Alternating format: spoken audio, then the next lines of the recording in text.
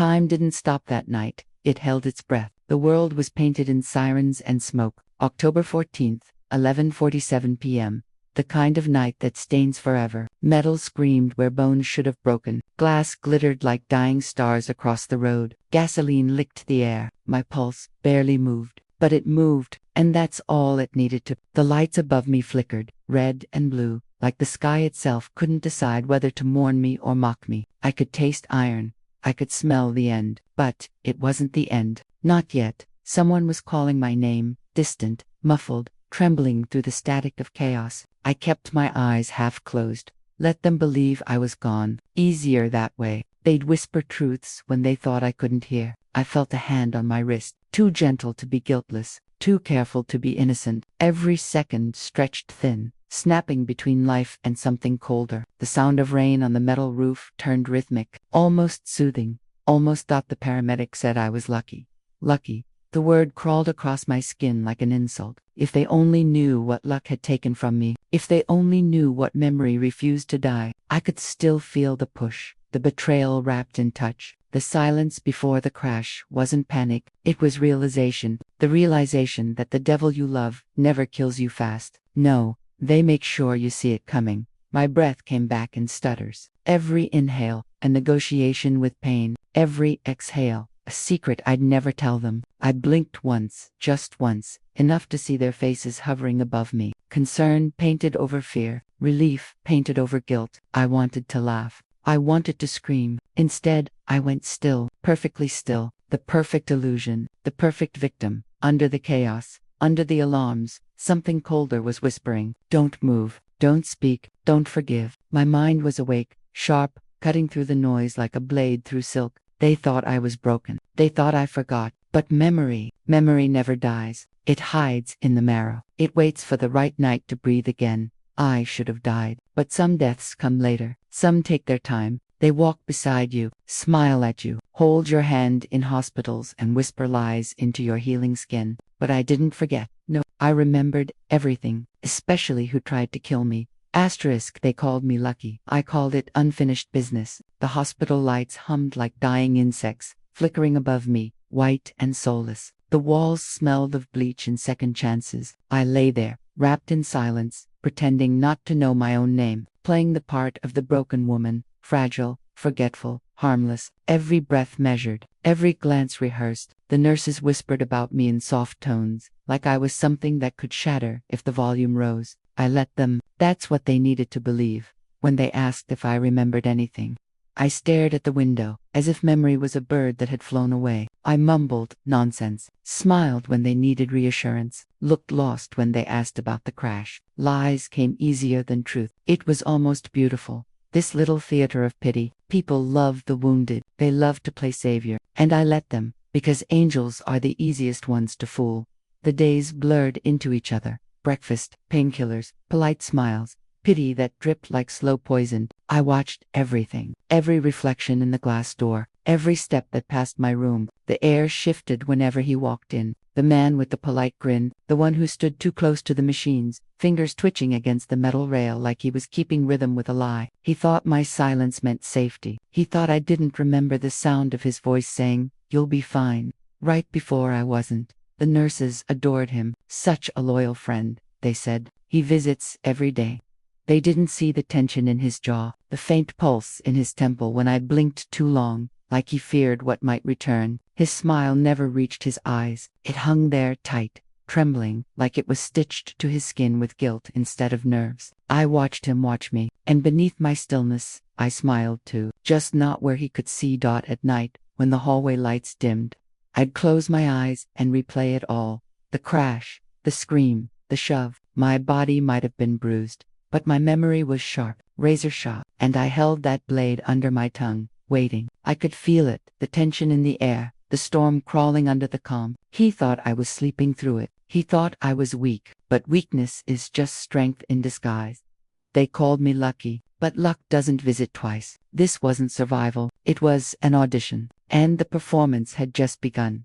Asterisk, when you lose your memory, everyone becomes an actor. their lines rehearsed, their eyes too bright, their hugs too long. My room turned into a stage, and I was the prop they all circled, broken, quiet, easy to lie to. They spoke in soft tones, dripping concern like honey over poison. "How are you feeling? Do you remember me?" I nodded when I had to, smiled when I shouldn't. Every voice carried guilt dressed as sympathy. Every silence begged me not to remember. They came in shifts. Co-workers, neighbors, a sister who cried too soon, a friend who stayed too still, each one trying to measure what I knew, each one terrified I might suddenly know everything. I watched their faces more than their words, the way the corners of their mouths twitched when I mentioned the accident, the subtle glance at the floor, the too quick change of topic. Lies have a rhythm. Once you hear it, it's deafening. And I was starting to hear the orchestra. I learned to listen between words. That's where the truth hides, in the stumbles, the pauses, the things they didn't say. One asked what the doctors told me. Another asked if the police had come. Their curiosity wasn't compassion. It was panic in disguise. Every sentence was a test, and I passed by failing. Blank stares, empty smiles. That's all it took to make them talk more. The less I said, the more they revealed. Silence is a blade, and I was learning to wield it. Sometimes I'd let a name slip, a fragment of memory, invented on purpose. Watching their eyes sharpen, their breathing hitch, it was intoxicating. The control that comes with pretending to have none. I could feel the walls closing in around them. Not me. The hunted had no idea the hunt had changed hands. I wasn't trapped in that bed. I was building my case from it, word by word, gesture by gesture, truth by omission. Nights were the hardest. That's when the echoes were loudest. Their voices replayed in my mind, tangled in half-truths and pity. I'd stare at the ceiling and sort them like evidence. Who smiled too wide, who didn't stay long enough, who couldn't look at me without flinching. And somewhere between heartbeat and memory, a quiet realization bloomed. They were all afraid of something, but one of them was afraid of me, and that's how I knew. I hadn't lost my memory. I'd only lost my patience. Asterisk trust has a scent. Once it rots, you never forget it. It came back to me in fragments, in flashes that burned like acid under my skin. 1 second I was in the hospital bed, the next, the road, wet, black, endless, screeching tires slicing through silence, my heart pounding like a trapped animal. His voice calm, to calm, "It's going to be fine." But there was something in the way he said it, like a line he'd practiced in front of a mirror, like he already knew it wouldn't be. The dreams came in waves, violent, drowning me in moments I tried not to see. The smell of smoke, the taste of metal, his hand gripping the wheel too tight, my name leaving his mouth like a warning, not affection. Then the shove, quick, brutal. I felt the cold rush of air against my face before the impact. Time fractured, the world spun, and in the middle of that chaos, a whisper crawled through the noise. "You talk too much." I woke up gasping, my sheets tangled, my pulse like thunder under my skin. The ceiling above me swirled like smoke, but my vision was clear now, crystal clear. It wasn't an accident. It never was. It was an execution wrapped in care, a murder written in gentle tones and practiced smiles, and he thought he buried it in the wreckage. He thought the crash had erased it all. But memory doesn't die. It just waits in the shadows, sharpening itself. Every sound in the hospital started to mimic that night. The rolling cart, a tire skid, the nurse's laugh, the scream I never finished, the heart monitor, the last rhythm before silence. I couldn't tell where I was anymore. Past and present braided together, choking me with realization. My body remembered before my mind dared to. My fingers twitched like they wanted to grab the wheel again, to undo what was done. But the truth doesn't reverse. It replays, over and over, until you do something about it. I closed my eyes and breathed in the hospital air, sterile, cold, pretending to be safe, but underneath it, faint and haunting. I swore I could still smell it. Gasoline, burning rubber, betrayal. That scent doesn't wash off. It follows you, sleeps beside you, whispers your name when no one else is listening. And in that moment, I knew this wasn't recovery. This was resurrection. You can't heal when you're still acting. But I didn't need healing. I needed time. Time to study him, to decode his face the way he once read mine. So I played my part like I was born for it. The fragile girl, the survivor, the one too soft to suspect, too broken to question. I wore weakness like perfume, subtle, sweet, suffocating. My smile cracked at all the right moments. My eyes stayed just distant enough, and while they believed I was healing, I was hunting. He visited often, too often, sitting beside my bed, rehearsing the same concern over and over, until it sounded real even to him. "You're looking better," he'd say. "You're safe now." Safe. The word tasted like poison. His tone was syrupy, but the veins on his neck pulsed faster every time I asked something small. A question here, a memory there. Watching his face tighten, his hands twitch, I memorized it all. Every flinch, every blink, every word. He tried too hard to sound casual. Sometimes I'd cry, softly, just enough for him to reach out, to comfort me. That's when I'd lean closer, feel his heartbeat through his sleeve, listen for the truth buried in his silence. Every fake tear became ammunition. Every trembling inhale, a loaded weapon. He didn't see me building. The nurses called us brave, both of us. I let them believe the fairy tale. The world loves stories where the hero survives, but I wasn't surviving. I was rewriting the ending. At night, when the lights dimmed and the halls emptied, I'd lie awake, replaying every word he said. His language was math, predictable, patterned, mechanical. I found his fear in his pauses, his guilt in his control. He was careful, but not careful enough. People always slip when they believe they're forgiven, and he believed it. He believed me. That was his first mistake. They thought I was recovering, that I was mending what was broken, but you can't mend what's already dead. Something colder had taken its place, something patient, something that smiled when it should have cried. He thought I was weak because I was quiet, but silence isn't weakness. Silence is strategy. And every time I said thank you, what I really meant was, I'm getting closer. Asterisk, she didn't lose her memory. She lost her patience. The bathroom mirror stared back, fogged by steam, its surface trembling like it knew what was coming. Half my face was still bruised, a canvas of blue and fading purple, but beneath it, something new was breathing. I traced my initials in the condensation, slow, deliberate, then wiped them away. Gone. Just like the woman I used to be, the one who begged, the one who believed, the one who thought love couldn't kill. The lights above flickered, their hum syncing with my pulse. My reflection, split, one face, ghosted in fog, the other sharp and alive, one dead, one ready. I studied both versions, and for the first time, I didn't feel grief. I felt evolution. Every scar looked like punctuation in a language only I could read. Every bruise, a prophecy. My silence wasn't weakness anymore. It was the echo before the strike.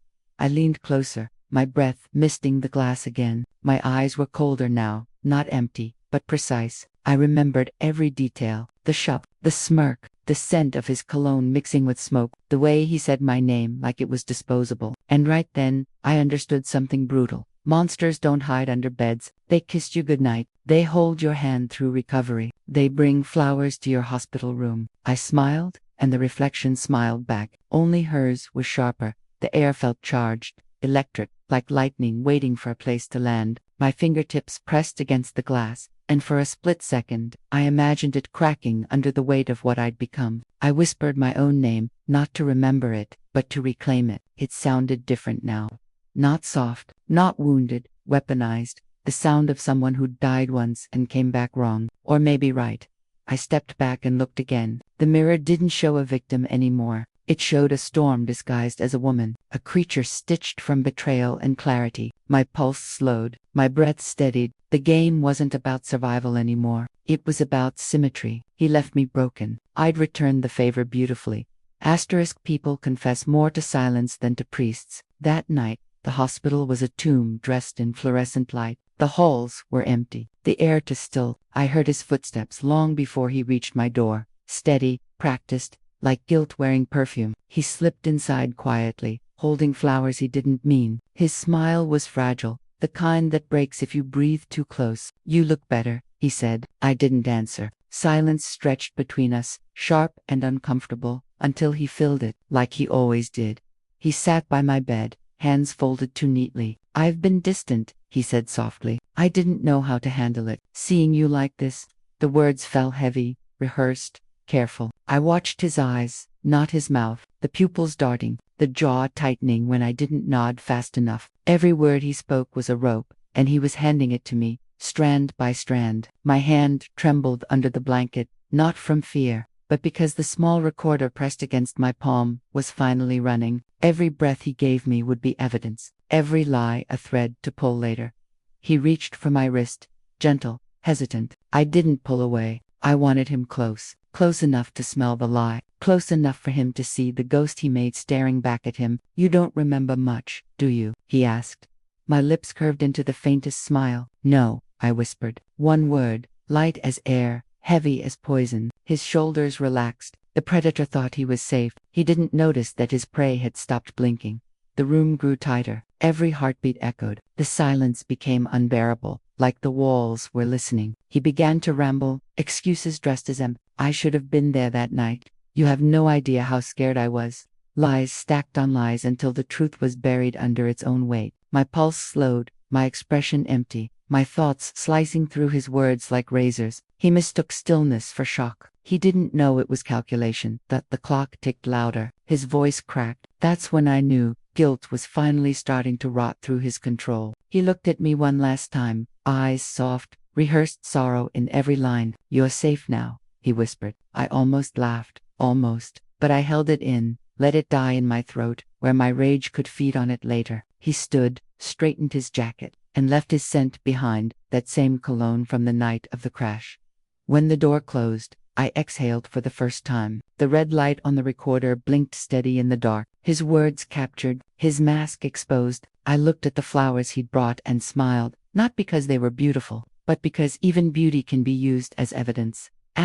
Some ghosts demand you meet them where they were born. The night air carried that same metallic taste, rain mixed with memory. October, again. Same road, same scars in the asphalt, where the metal screamed. I stood where my body once broke, and for a moment, it felt like time bowed its head. The wind whispered in fragments. The grass leaned toward me, like it remembered the shape of my fall. Every echo here was personal, every silence, deliberate. I wasn't supposed to come back. But ghosts don't ask for permission. The headlights from passing cars stretched like blades through the dark. I lit a cigarette. The flame flickered against the wind, stubborn, like me. The first inhale burned my lungs, but the smoke carried peace. Funny how pain can smell like calm once you've survived it. The lighter clicked again. My fingers trembled, not from fear, but from fury, disguised as focus. I could still hear his voice, low and sharp, whispering that night. "You talk too much." Yeah, I still do, but now every word I speak cuts back. Ash fell at my feet, landing where my blood once pooled. The ground looked clean, too clean, like someone had tried to erase me. I crouched, ran my hand across the dirt, cold, damp, honest. For the first time, I felt serenity in the chaos, the peace of someone who stopped begging the past to make sense. I didn't need to remember anymore. I remembered enough. The way he looked before the shove, the way he smiled after the crash, the way the dark stayed quiet while I bled. I dropped the cigarette, watched the ember roll. It hissed against the ground, leaving a thin line of smoke that rose like a ghost exhaling. "This is where you killed me," I whispered, "and this is where I begin again." My voice didn't shake. The road didn't answer. It didn't have to. The silence between us was sacred, an agreement between the living and the dead. I stood tall, the reflection of the flames catching in my eyes like truth rediscovered. The smell of gasoline still lingered. I didn't light another match. Didn't need to. The fire was already inside me, steady, merciless, alive. I turned my back on the wreck that made me and walked away slow, every step a reclamation. The night didn't chase me this time. It followed. When you stop fearing the monster, you become its reflection. My apartment used to be a place for sleeping. Now it breathes like a living thing, wires tangled like nerves, walls covered in maps of deceit, faces, dates, lies, every photo pinned with a red line tracing betrayal. It's beautiful, in a haunting way, order carved from chaos. I sit in the center of it all, cross-legged, eyes sharp. The hum of the laptop is my heartbeat now. Every click, every message, a bullet wrapped in politeness. He thinks I'm still lost, fragile, disoriented, grateful for the scraps of pity he throws my way. But pity is a rope, and I'm pulling it tighter, one text at a time. I replay his voice messages on loop, dissecting tone, pauses, those tiny cracks where guilt leaks through. I learn his rhythm, like a song I intend to end. Every lie he told me, I've stitched into a net, and when he steps into it, it won't make a sound, just the quiet satisfaction of a trap closing. Emails, social circles, mutual friends, all pawns in a silent war. I feed them pieces of a story, just enough truth to taste real. I let sympathy spread like perfume, sweet, distracting, deadly. They call to check on me, They post things like, "Stay strong." I smile. I let them think the broken woman is still here, clutching her bandaged wrist, like a trophy of survival. Let them believe she's harmless. That's how monsters sleep at night, under the illusion that the ghosts they made will never wake. But I'm awake now. Fully, every movement calculated, every word measured. I've rewritten the scripts they gave me, erased their lines, added my own. The quiet woman with the trembling voice, she doesn't exist anymore. What stands here now is something rebuilt in precision and rage. The hunted learned to track, the victim learned to act, and the mirror finally stopped reflecting weakness. I look at the board again, his picture in the center. A string runs from his smile to every broken promise, every midnight call, every bruise disguised as an accident. It's art, dark, deliberate, alive. The dollhouse is complete, and every piece inside it moves exactly how I want. Asterisk, he poured the wine. I poured the truth. The table was dressed like a promise, silk, silver, candlelight trembling between us. He smiled, that same easy smile, the one that used to melt my edges. Tonight, it just looked tired, like a lie that had run too far. The air between us felt rehearsed, practiced laughter, ghosted compliments, the polite rhythm of two people pretending the past wasn't bleeding beneath the tablecloth. But my hands were steady, my voice soft, my eyes sharp enough to draw blood. He raised his glass, said it was good to see me back. I said it was good to be remembered. His hand twitched, small, barely noticeable, but to me, it screamed. He talked about moving on, about letting go of the pain. I listened like a confession, every word recorded, every sentence marked. My phone lay face down beside the wine glass, screen glowing faintly, listening. The silence between his phrases told me more than his voice ever could. Lies have rhythm, and tonight, I was keeping time. I asked about the accident softly, like a lover asking for closure. He froze, eyes flickered, just once, like a man caught in his own reflection. "You don't remember much, do you?" he said. I smiled. Some things stick. He tried to laugh, but it broke halfway. His fork clattered against the plate, the sound of nerves fracturing. I leaned in, close enough to smell the guilt sweating through his cologne. The scent was familiar, sharp, bitter, metallic, like betrayal reheated. He started explaining before I even asked again. That's the thing about guilt. It fills silence faster than air. Words poured out of him, unfiltered, desperate, a symphony of self. He spoke of confusion, panic, how things happened too fast. His tone cracked like glass under pressure. I just nodded, watching the man who once orchestrated my destruction unravel like cheap thread. He didn't even notice the tiny red light on my phone blinking under the candlelight. Truth has a funny way of recording itself. When he was done, I raised my glass, toasted to second chances.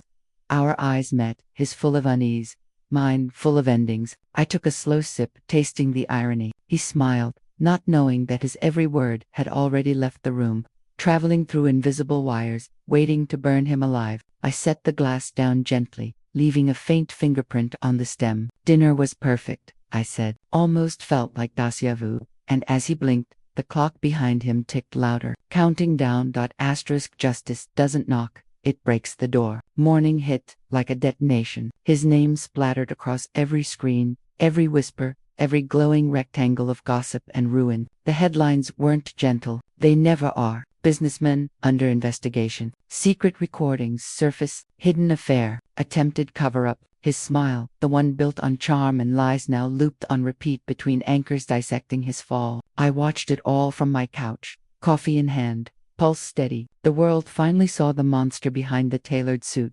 He called before noon. I didn't answer the first time, or the second, third ring. I let it connect. Silence first, then the sound of a man choking on consequences. His voice cracked between excuses, threats, apologies, all the same melody of cowardice. "You don't understand," he gasped. Oh, but I did. I understood every pause, every tremor, the sound of someone tasting fear for the first time. I let him drown in his own sentences, his empire crumbling behind him. The power he once used to cage me now begged for mercy through static. I didn't speak, didn't need to. Silence is a language the guilty can't bear. I just breathed, slow, measured. Each exhale felt like reclaiming a piece of myself he once tried to erase. He begged, cursed, pleaded again. The roles had flipped so perfectly it almost felt scripted.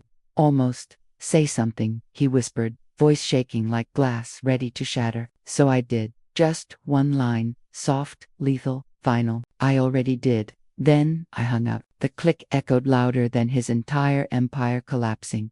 Outside, sirens screamed somewhere in the distance. Reporters hounded his mansion gates. The world feasted on his downfall, and I didn't feel joy. Not really. Just clarity. Revenge isn't fireworks. It's silence after the storm, when everything you feared stands exposed and powerless. I thought I'd feel alive again, but all I felt was weight, the kind that comes after war. I stared at the muted TV screen, his photo framed by red headlines, and whispered, "Now you remember me."